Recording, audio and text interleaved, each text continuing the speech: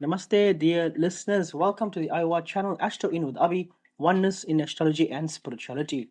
Here, I also bring in awareness by Abhi because I'm talking from a place of intuition or a dimension of intuition.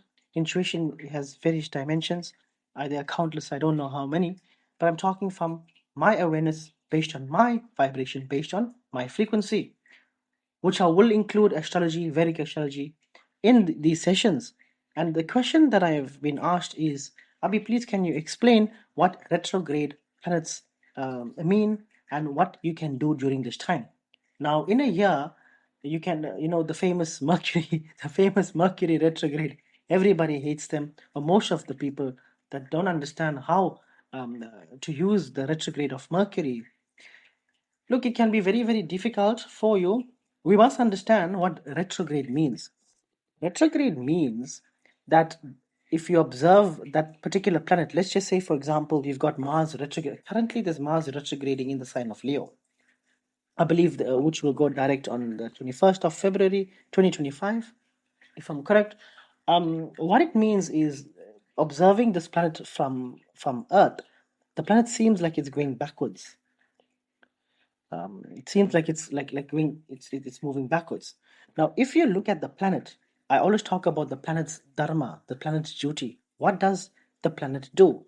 What is Mars' characteristics? What energy does Mars give off, and how it impacts life? So, in my previous sessions, we've discussed that Mars is the planet of drive, passion, sexuality. It's that go-getter energy in you, that masculine energy. So it makes sense that when Mars is retrograding and it seems like it's moving further away from Earth, then these characteristics will drop within you. Now, depending in which area or which sign Mars is retrograding in, based, for example, if Mars is currently retrograding now in Leo. Now, in your natal chart, if we have to look where Leo is situated,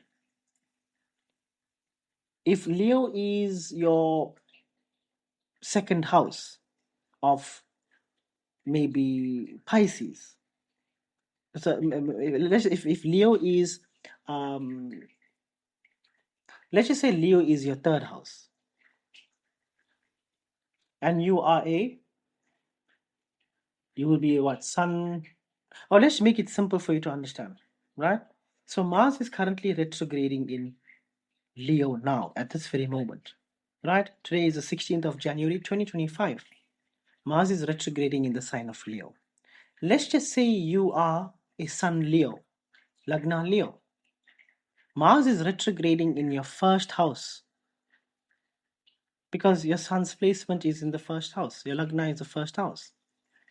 So this is very easy to understand and comprehend. Now, what does the first house mean? I've discussed in my previous lives that first house is about image, body, how you present yourself to the world. It's your identity. It's your physical body. It's everything about you. Now, when Mars is retrograding in your first house, you can feel like you have to work twice as hard to feel good about yourself. You have to work twice as hard in the gym if you're working out to gain results. You have to drag yourself to work. You would feel that. But we must also remember that first house aspects the seventh house. And the seventh house is all about marriage, partnerships, business partnerships. So here you'll feel this direct energy, or the seventh house feels the direct energy of this. The partner in marriage or the business partner will feel this energy as well. In a lot of cases, it happens. Now, I'll give you another example. Let's just say if your Lagna is Cancer, then Leo is your second house. You've got Mars retrograding in your second house. Second house is the house of income, property. I like to describe the second house as the house of wealth, earned wealth. You got a Mars retrograde happening in the second house, then it becomes, let's just say if you are waiting for maybe the banks to approve your loan, um, your home loan, or let's just say you've lent somebody money and you're expecting them to pay you, or let's just say you know you've worked overtime and obviously your company needs to pay you. In a lot of cases during a Mars retrograde, the company will come last minute and tell you they'll pay you the following month, you for your overtime. Or the person at the bank will tell you that your bond hasn't been approved. They're having as yet, but they'll get back to you. They're having a few difficulties, but they'll get back to you. It causes like delays also. I've seen a lot of delays happening, a lot of frustration in that area of your life. So I've given two examples. I hope it makes sense. It just means that uh, the energy doesn't move as freely as it normally would. So it brings in a lot of delays and frustration. And as an example, I've given you this is in the second house, first house and second house. So if you want to know where the retrogrades are happening in your chart for the year, you can always talk to me privately. But I hope for informative reasons you understand um, what the retrograde means. Now, the other question is what to do when planets are retrograde. So I'd like to explain this as a slow down time, reflection, realigning yourself with your true intentions. Whether it's rethinking your communication, well, this is during a retrograde of Mercury. It's a time for introspection. It's a time for practicing patience. It's the time for meditation. It's the time for understanding nature's laws and letting it be.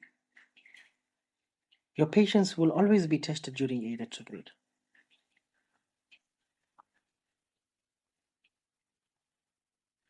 You know, so the things that you need to do, I like to explain it like this. If you want to build a house and you've got no cement, how can you build a house with cement, without cement, or with little bit cement? So you must understand that during a retrograde, you're not getting the planet's full energy.